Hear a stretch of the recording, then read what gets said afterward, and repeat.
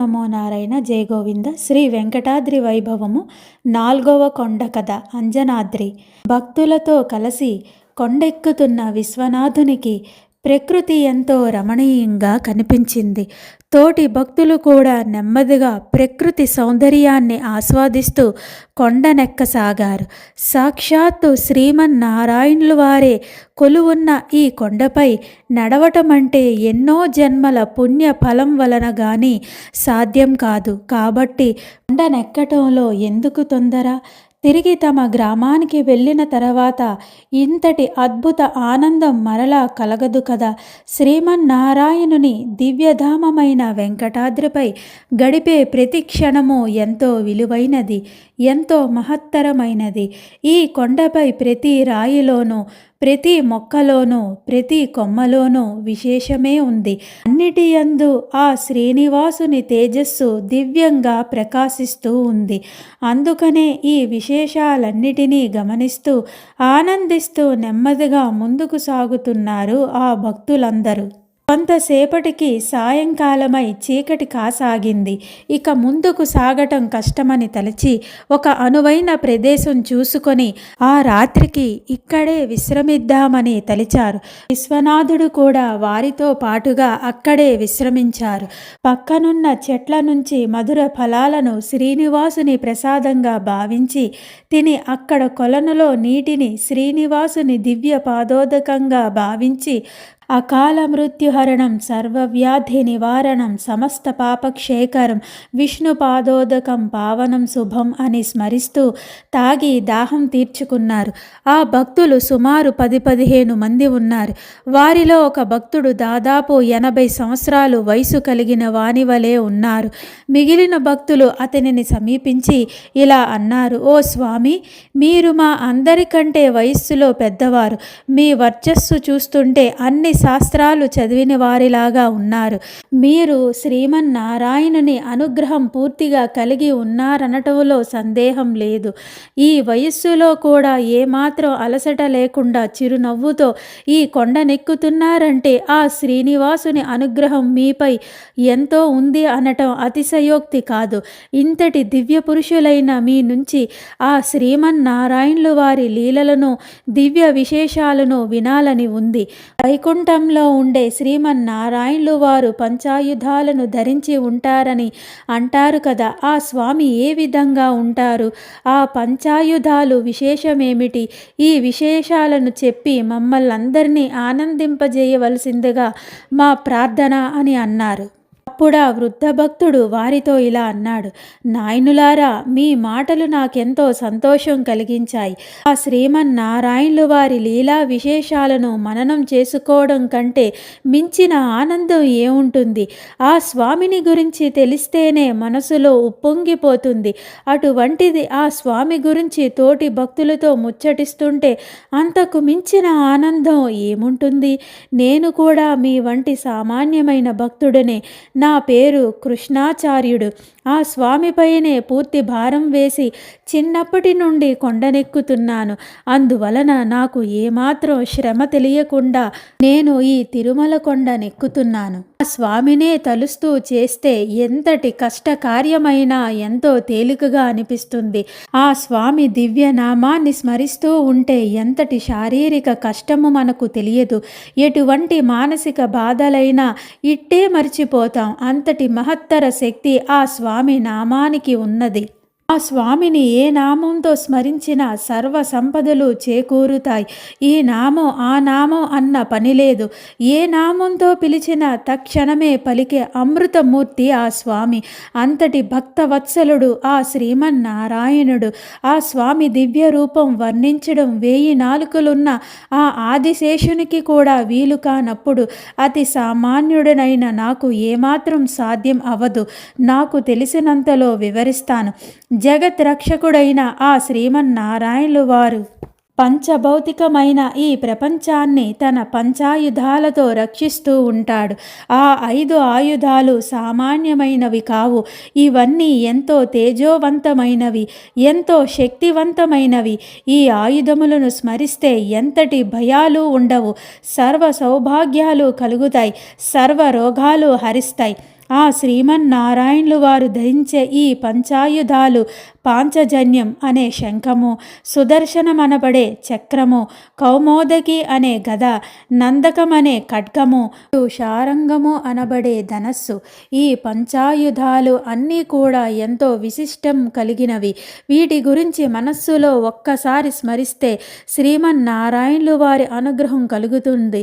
ఎటువంటి భయాలున్నా తొలగిపోయి సంపూర్ణమైన ఆరోగ్యం కలుగుతుంది, సర్వ సౌభాగ్యాలు లభిస్తాయి అని చెప్పాడు. అప్పుడు భక్తులు కృష్ణాచార్యునికి నమస్కరించి, స్వామి, పంచాయుధాలను గురించి ఇంకా మాకు వినాలని ఉంది. ఆ వైకుంఠవాసుడు ధరించే ఆ దివ్యమైన ఆయుధాల గురించి మరింత వివరంగా చెప్పి మమ్మల్ని అందరినీ ధన్యులను చేయవలసిందని వేడుకున్నారు. అప్పుడు కృష్ణాచార్యుడు ఈ విధంగా అన్నాడు, నాయనులారా, తప్పక చెబుతాను వినండి. అంతకు మించిన ఆనందం ఏముంటుంది అని అన్నాడు. ఆ విశేషాలను చెప్పటానికి ఉపక్రమిస్తుండగా పక్కనే ఉన్న ఒక చెట్టుపై 8 చిలుకలు వాలాయి. మరికొద్దిసేపటికే ఆ పక్కనే ఉన్న మరొక చెట్టుపై 9 చిలుకలు ఎక్కడ నుంచో గుంపుగా వచ్చి వాలాయి. శ్రీమన్నారాయణులు వారి పంచాయుధ విశేషాలను వింటున్న భక్తులు ఈ చిలుకలు రాకను గమనించలేదు. విశ్వనాథుడు మాత్రం ఈ చిలుకలను గమనించాడు. ఆకాశంలో ఎగురుతూ వెళ్తూ ఇక్కడికే వచ్చి ఎందుకు వాలినవో అని ఆలోచింపసాగాడు. ఇంతలో కృష్ణాచార్యుడు పంచాయుధాల గురించి తిరిగి చెప్పడం కొనసాగించారు. ఆయనులారా, సర్వజీవుల హృదయాలలోనూ ఆత్మస్వరూపంలో ప్రకాశిస్తున్న పరబ్రహ్మమూర్తి ఆ శ్రీమన్నారాయణుడే. ఆ స్వామి ఇక్కడ ఉన్నాడు, అక్కడ లేడు అని చెప్పలేం. సృష్టి సర్వం వ్యాపించి ఉన్నాడు కాబట్టే విష్ణువు అనబడుతున్నాడు. ఆ స్వామి ఈ కాలంలో ఉన్నాడు, ముందు కాలంలో ఉండబోడు అనే ప్రశ్న లేదు. ఎందుకంటే కాలమే అతడు కాబట్టి. భూత భవిష్యత్తు వర్తమాన కాలాలు ఆ పరబ్రహ్మమూర్తి స్వరూపమే. కాలస్వరూపుడైన సూర్యనారాయణుని రూపంలో 12 రాసులను ఒక సంవత్సర కాలంలో తిరుగుతుంటాడు అని చెప్పిన కృష్ణాచార్యుడు శ్రీమన్నారాయణుల వారి దివ్యాయుధాలను గురించి ఇలా చెప్పసాగారు. నాయనులారా, ఆ స్వామి ధరించే పంచాయుధాలన్నిటినీ కానీ కేవలం ఒక్క ఆయుధాన్ని గురించి గాని స్మరించిన ఎన్నో జన్మల పాపాలు నశిస్తాయి, సర్వ సౌభాగ్యాలు కలుగుతాయి అని ఆ శ్రీమన్నారాయణులు వారి చేతిలో ఉండే సుదర్శన చక్రం గురించి ఇలా చెప్పసాగాడు. నాయనులారా, శ్రీమన్నారాయణి ప్రియభక్తులారా, వైకుంఠనాథుని చేతుల్లో ఎల్లవేళలా ఉండే సుదర్శన చక్రం అత్యంత మహిమాన్వితమైనది. శత్రువులు పాలిట సింహస్వప్నంలా నిలిచేది. శ్రీమన్నారాయణులు వారి భక్తులను ఎల్లప్పుడూ రక్షిస్తూ వారిని బాధపెట్టే వారిని తుదముట్టించేది ఈ సుదర్శన చక్రమే. మొసలి రూపంలో ఉన్న రాక్షసిని చంపి గజేంద్రుడిని రక్షించినది ఈ సుదర్శనమే. ఈ సుదర్శన దివ్యాయుధాన్ని తలిచిన తక్షణమే ఎంతటి భయాలైనా ఇట్టే తొలగిపోతాయి.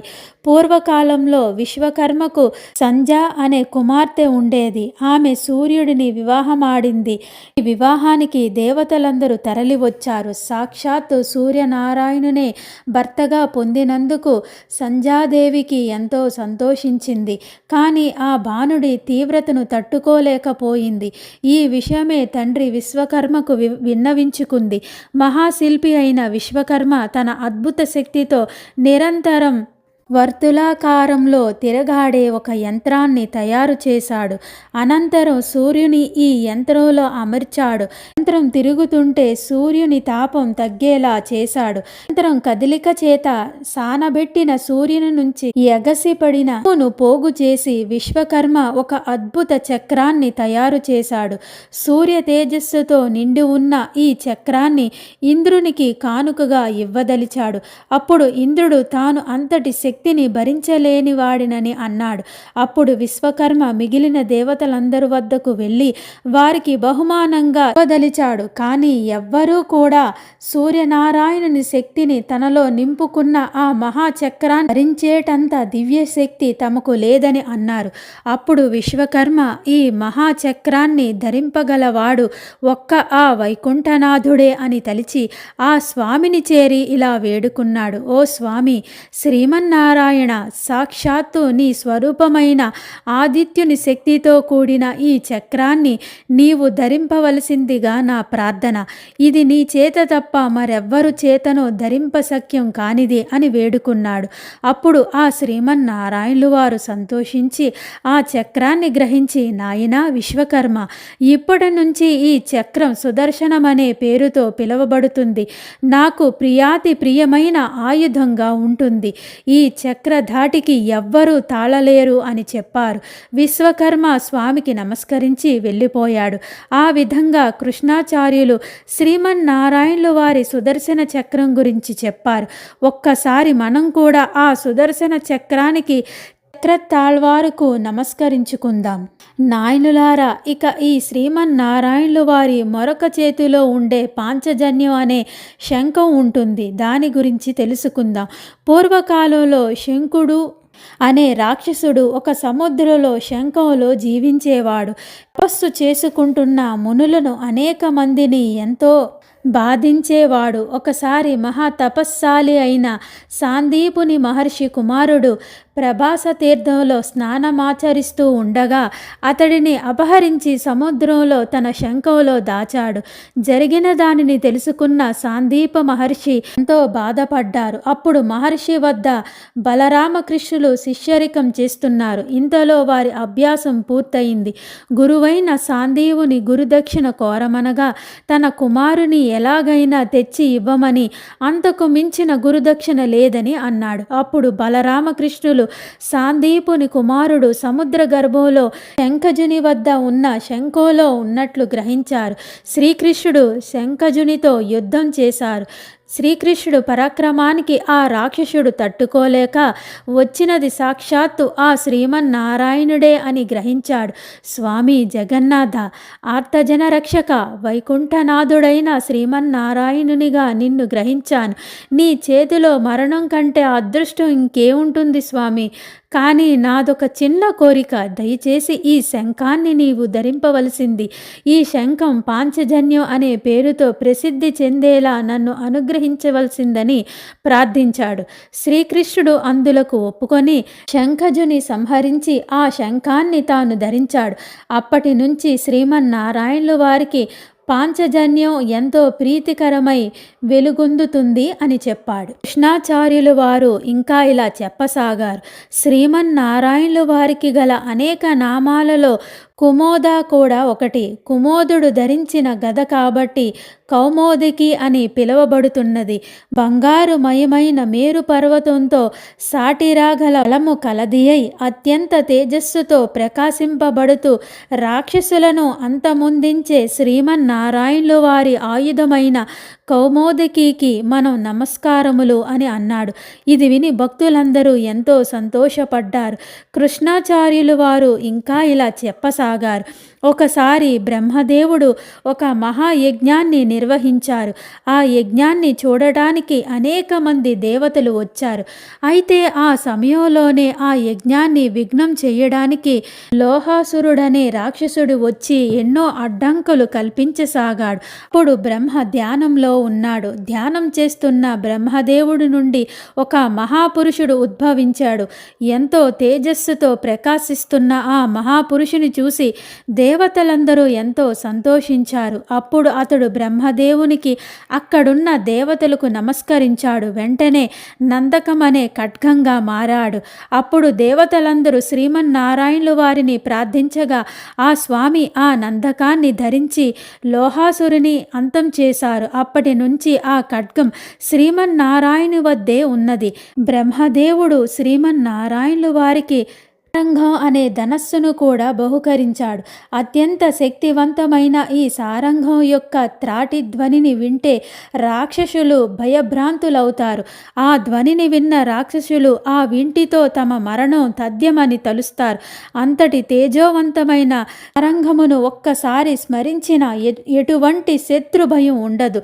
శ్రీమన్నారాయణులు వారి పంచాయుధాలైన ఈ పాంచజన్యం, సుదర్శనం, కౌమోదికి, నందకము ఆరంగములను ఎవరైతే స్మరిస్తారో వారికి ఎటువంటి అనారోగ్యము దరిచేరదు, సర్వ సౌభాగ్యాలు సమకూరుతాయి అని వివరించారు కృష్ణాచార్యుడు.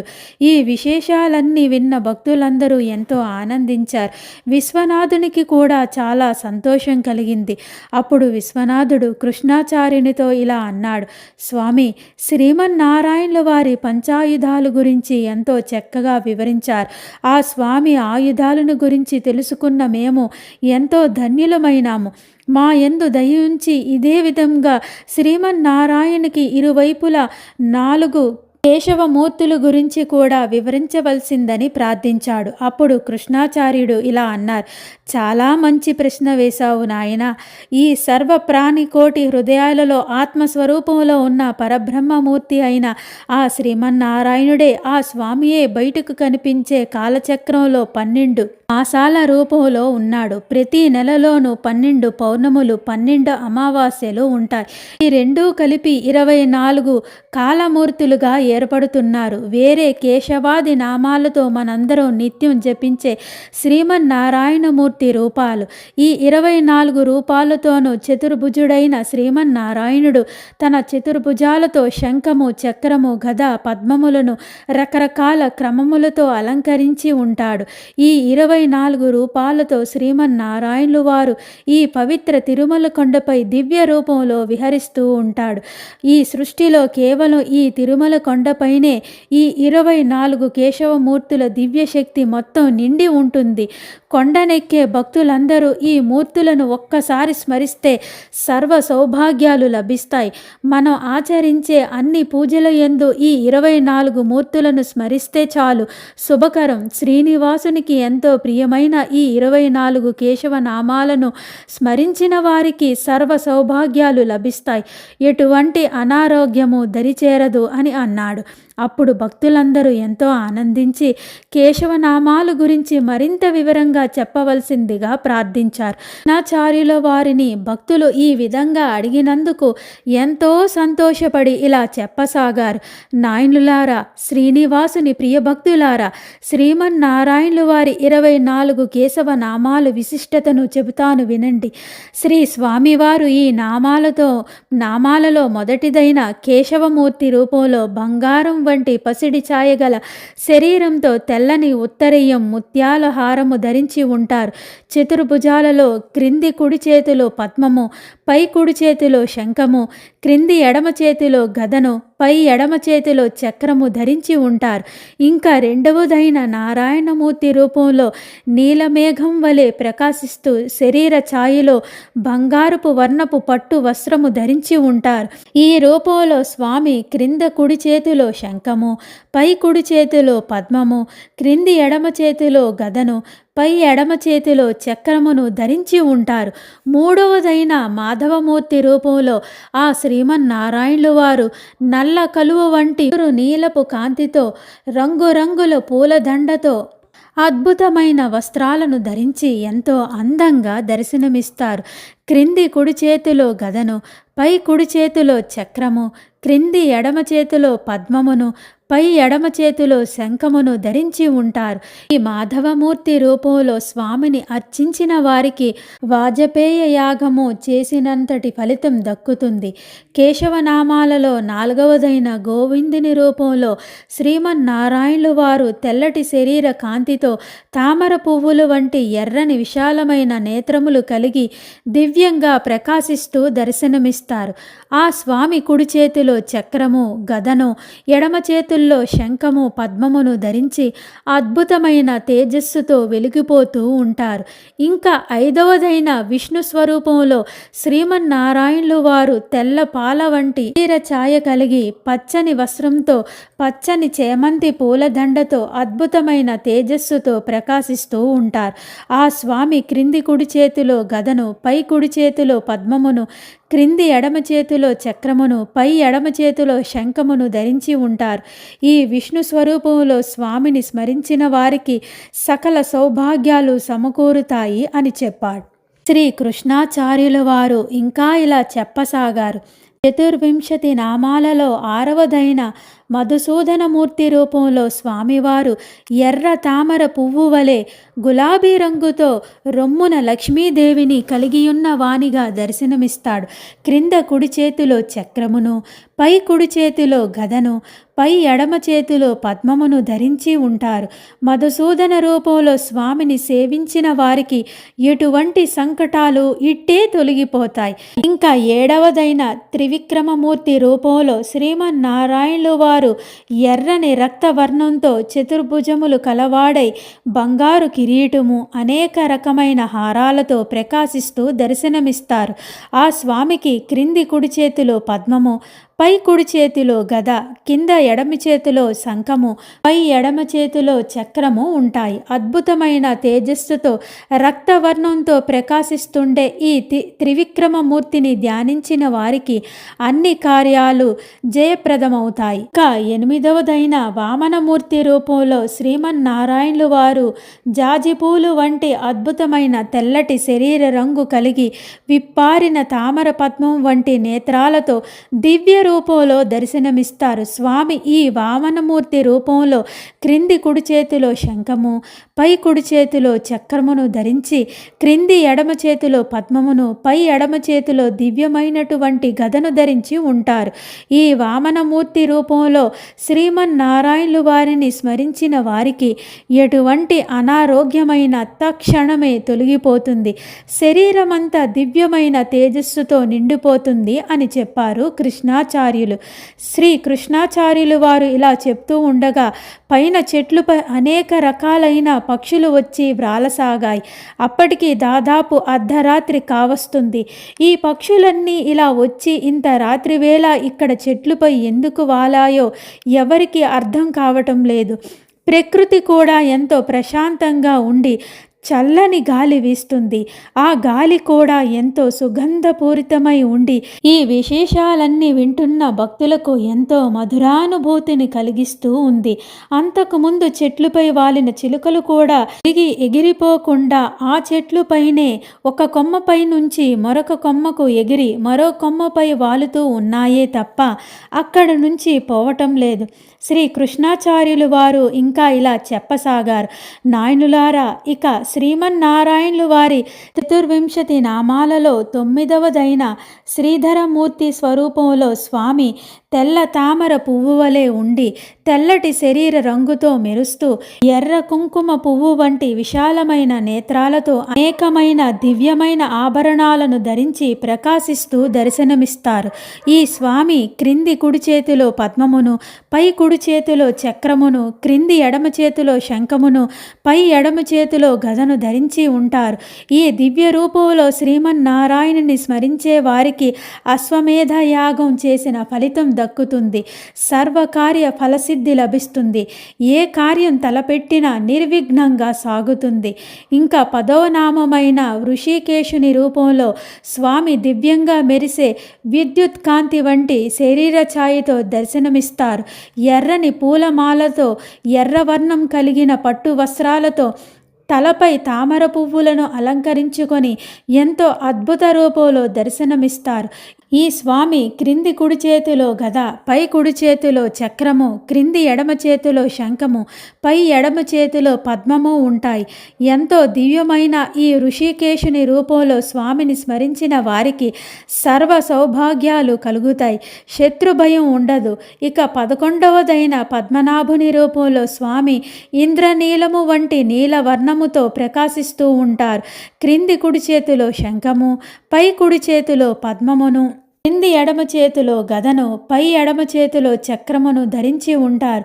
ఈ పద్మనాభుని రూపంలో స్వామిని స్మరించిన వారికి అపమృత్యు భయం ఉండదు. ఎంతటి అనారోగ్యము దరిచేరదు.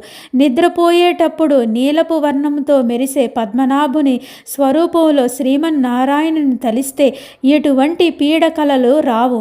ఎంతో గాఢ నిద్ర కలుగుతుంది. ఉదయాన్నే ఎంతో ప్రశాంతమైన మనస్సుతో, ఎంతో తేజస్సుతో మేల్కుంటారు. శ్రీమన్నారాయణుని చతుర్వింశతి నామాలలో 12వదైన దామోదర రూపంలో స్వామి లేత గరిక చిగుర్లు వంటి ఆకుపచ్చని శరీరపు రంగు కలిగి దివ్యమైన ఆభరణాలను ధరించి ప్రకాశిస్తూ ఉంటారు. ఈ రూపంలో స్వామి క్రింది కుడి చేతిలో పద్మమును, పై కుడి చేతిలో శంఖమును, కింద ఎడమ చేతిలో చక్రమును, పై ఎడమ చేతిలో గదను ధరించిన వాడే దివ్యమైన రూపంలో ఆకుపచ్చని రంగుతో ప్రకాశిస్తూ దర్శనమిస్తాడు. ఈ రూపంలో శ్రీమన్నారాయణుని స్మరించిన వారికి సకల ఐశ్వర్యాలు కలుగుతాయి.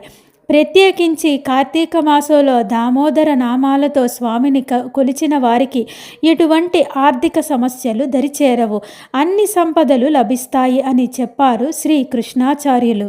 విధంగా కృష్ణాచార్యులు శ్రీమన్నారాయణుల వారి చతుర్వింశతి నామాలలో 12టిని వివరించటం పూర్తయింది. శ్రీ స్వామివారి కేశవనామాలు ఇంత అద్భుతమైన శక్తిదాయకమైనవని తెలుసుకున్న భక్తులందరూ ఎంతో సంతోషించారు. విశ్వనాథుడు కూడా శ్రీమన్నారాయణుల వారి దివ్య గుణగణాలను విని ఎంతో ఆనందపడ్డారు. ఇంతలో శ్రీనివాసుని అనుగ్రహంతో దివ్య దృష్టి కలిగిన విశ్వనాథునికి ఒక అద్భుతమైన విషయం గోచరించింది. చెట్లుపై ముందుగా వచ్చి కూర్చుని ఉన్న 8 చిలుకలు సామాన్యమైన చిలుకలు కావు, సాక్షాత్తు అష్టదిక్పాలకులే. అటు తర్వాత వచ్చిన 9 చిలుకలు నవగ్రహ దేవతలే. ఆహా, ఎంత అద్భుతము! రోజు ఆనంద నిలయంలో శ్రీనివాసుని సేవించుకోవడానికి రాత్రి వేళ యందు దేవతలందరూ దివ్య రూపాలలో వస్తారు. ఆ విధంగా స్వామిని సేవించడానికై చిలుకల రూపంలో వెళ్తున్న వీరందరూ ఇక్కడ కృష్ణాచార్యుల వారు శ్రీమన్నారాయణుని చతుర్వింశతి నామాల గురించి వివరిస్తుంటే ఎంతో అద్భుతంగా తోచి తాము కూడా వినాలని తలిచి ఇక్కడ చెట్లుపై వాలారు. సామాన్య భక్తులెవరికీ ఈ విషయం తెలియటం లేదు. అలాగే అష్టదిక్పాలకులు నవగ్రహ దేవతలు ఇక్కడే ఉన్నారని తెలుసుకొని మిగిలిన దేవతలు అనేక మంది రకరకాల పక్షుల రూపంలో ఈ చెట్లుపై వాలి కృష్ణాచార్యులు వారు చెప్పేది శ్రద్ధగా వింటున్నారు. ఇప్పుడే కాదు, భక్తులెవరైనా కొండనెక్కుతున్నప్పుడు స్వామివారి లీలలను తోటి భక్తులతో ముచ్చటిస్తుంటే ఆ ప్రదేశంలో ఉన్న దేవతలు ఏదో ఒక పక్షుల రూపంలో వచ్చి విని ఆనందిస్తూ ఉంటారు. ఆ స్వామి లీలలు అంత మధురం. ఒక్కొక్కసారి కొండనెక్కుతున్నంతసేపు ఆ స్వామినే తలుస్తూ ఆ స్వామి దివ్య లీలలను ముచ్చటిస్తూ సాగే భక్తులతో పాటు ఆ పక్షులు కూడా ఒక చెట్టు నుంచి మరొక చెట్టుపైకి నడకదారిలో ఎగురుతూ కొండ ఎక్కేటంత వరకు వీరినే అనుసరిస్తాయి. శ్రీమన్నారాయణి దివ్య గుణాలు అంత మధురం, అంత ఆనందకరం. విశ్వనాథుడు ఈ విధంగా తలుస్తూ ఉండగా కృష్ణాచార్యులు వారు శ్రీమన్నారాయణుని కేశవనామాలలో 13వదైన సంకర్షణమూర్తి గురించి ఇలా చెప్పసాగారు. ఓ శ్రీనివాసుని ప్రియభక్తులారా, సంకర్షణమూర్తి తెల్లని శరీర కాంతితో దివ్యమైన ఆభరణాలను ధరించి అద్భుతంగా ప్రకాశిస్తూ ఉంటారు. ఆ స్వామి క్రింది కుడి చేతిలో గదను, పై కుడి చేతిలో శంఖమును, కింద ఎడమ చేతిలో చక్రమును, పై ఎడమ చేతిలో పద్మమును ధరించి ఉంటారు.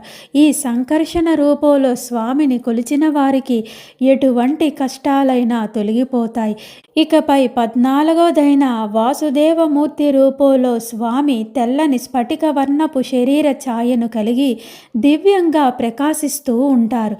క్రింది కుడి చేతిలో గదను, పై కుడి చేతిలో శంఖమును, కింద ఎడమ చేతిలో పద్మమును, పై ఎడమ చేతిలో చక్రమును ధరించి భక్తులకు దర్శనమిస్తూ ఉంటారు. వాసుదేవుని రూపంలో స్వామిని స్మరించే వారికి సర్వశాస్త్రాలు జ్ఞానము లభిస్తుంది, సర్వ సంపదలు లభిస్తాయి. ఇకపై 15వదైన ప్రద్యుమ్నమూర్తి రూపంలో శ్రీమన్నారాయణుడు బంగారు కాంతితో అద్భుతంగా మెరుస్తూ ఉంటారు.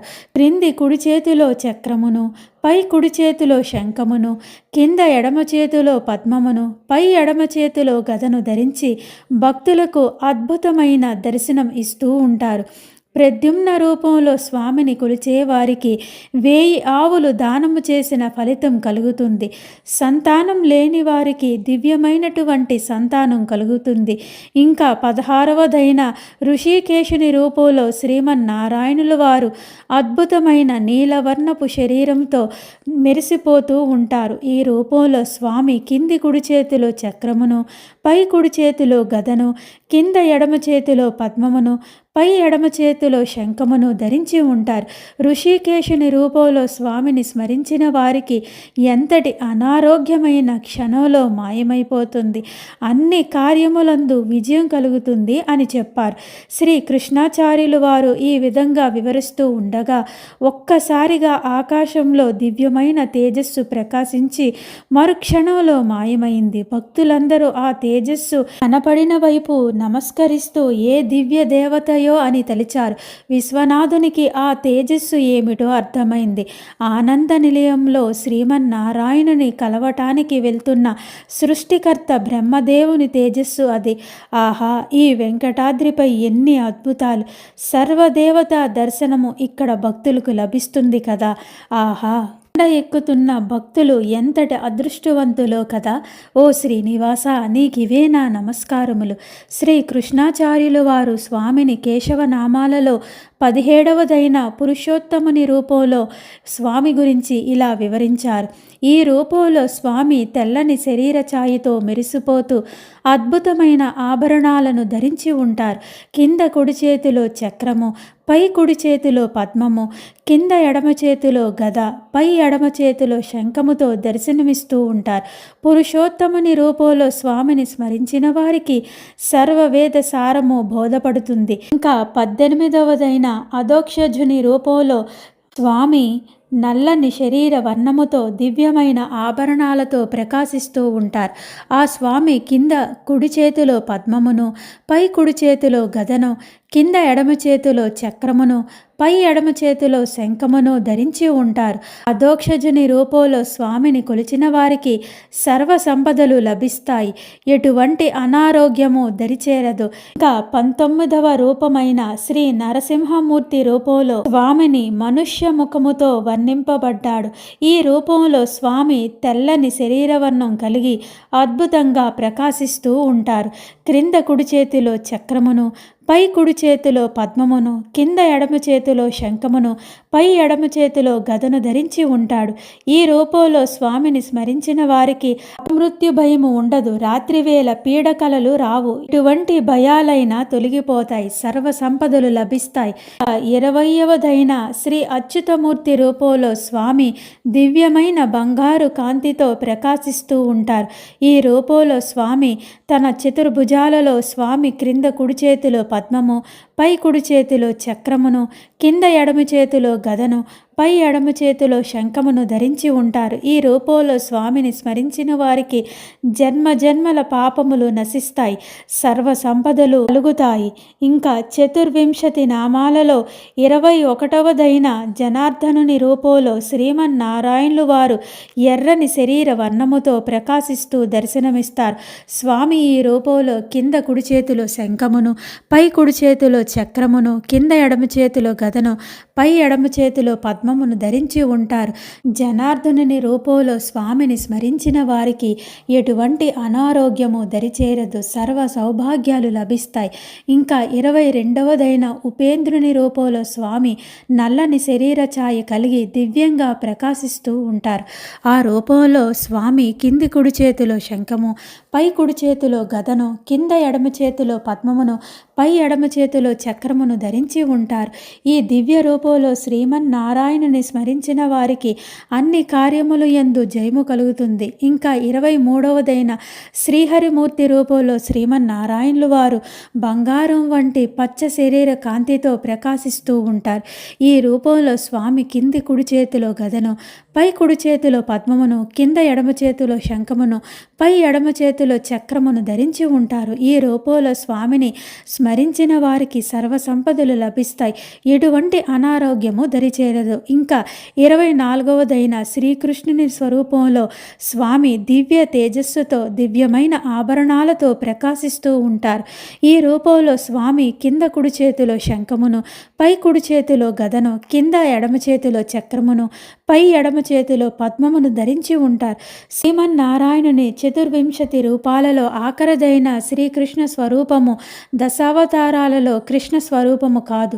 స్వామివారి కేశవనామాలలో ఆఖరిదైన ఈ కృష్ణ స్వరూపమును స్మరించిన వారికి సర్వ ఐశ్వర్యములు లభిస్తాయి, అన్ని కార్యములు యందు జయము కలుగుతుంది అని చెప్పారు శ్రీ కృష్ణాచార్యులు.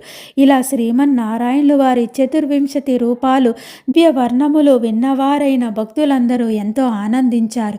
ఆ స్వామివారి దివ్య రూపాల గురించి ఎంతో అద్భుతంగా వివరించిన శ్రీ కృష్ణాచార్యులు వారికి తమ ధన్యవాదాలు సమర్పించారు. ఈ విధంగా కేశవనామాలు వివరణ పూర్తి కాగానే చెట్లపైన పక్షుల రూపంలో ఉన్న దేవతలందరూ ఆనంద నిలయం వైపు ఎగిరిపోయారు. విశ్వనాథునితో సహా భక్తులందరూ గోవింద నామస్మరణ చేస్తూ ఆ చెట్లు క్రిందనే నిద్రించారు.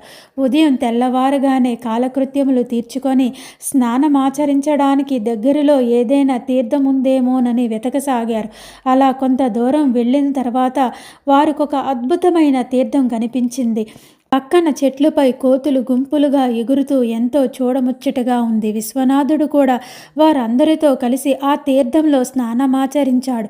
విశ్వనాథుడు స్నానమాచరిస్తూ యథాలాపంగా తలపైకెత్తి చెట్లు వంక ఒక విచిత్రమైన దృశ్యం కనిపించింది. ఆ చెట్లుపై ఉన్న వానరాలన్నీ అటూ ఇటూ దూకుతూ అల్లరి చేస్తున్నాయి. కానీ ఒక వానరం మాత్రం ఒక చెట్టు కొమ్మపై ధ్యానం చేస్తున్నట్టు చుట్టుపక్కల ఏం జరుగుతుందో పట్టనట్లుగా ఉంది. విశ్వనాథునికి ఆశ్చర్యం వేసింది. అంతేగాక మిగిలిన వానరాలు కూడా అటు ఇటు ఎగురుతున్న ఈ వానరం జోలికి రావటం లేదు. ఒకవేళ పక్క కొమ్మపైకి దూకినా ఎంతో నెమ్మదిగా దూకి ఒక్క క్షణం ఆగి వెళ్ళిపోతున్నాయి. ఆ వృద్ధ వానరంలో విశ్వనాథునికి ఏదో దివ్యమైన తేజస్సు కనిపించింది. ఇలా ఆలోచిస్తూ ఉండగా మిగిలిన భక్తులందరూ స్నానాలు ముగించుకొని వెళ్ళిపోయారు. విశ్వనాథునికి కూడా త్వరగా రమ్మని చెప్పారు. వాళ్లతో మాట్లాడి తిరిగి ఆ కొమ్మ వైపు చూసేసరికి ఆ దివ్య వానరం అక్కడ కనిపించలేదు. అరే, క్షణంలో ఏమైంది అని చుట్టుపక్కల చెట్లుపై చూశాడు. ఎన్నో వానరాలు కనిపించాయి, కానీ ఆ వృద్ధ వానరం మాత్రం కనబడలేదు.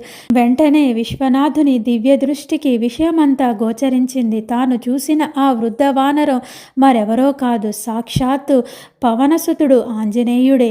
స్వామి ఆంజనేయ, ఎంత దివ్య దర్శనం అనుగ్రహించావు తండ్రి.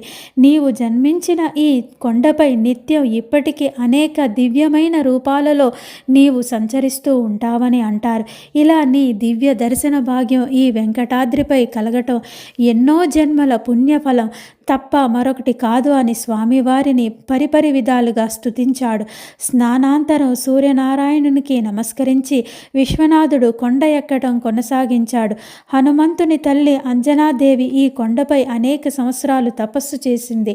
వాసుదేవుని అనుగ్రహంతో ఆంజనేయునికి జన్మనిచ్చింది. అందుకే ఈ కొండను అంజనాద్రి అని కూడా పిలుస్తారు. హనుమంతుడు శివాంశ సంభూతుడు, వెంకటాద్రి క్షేత్రపాలకుడు కూడా ఆ పరమేశ్వరుడే.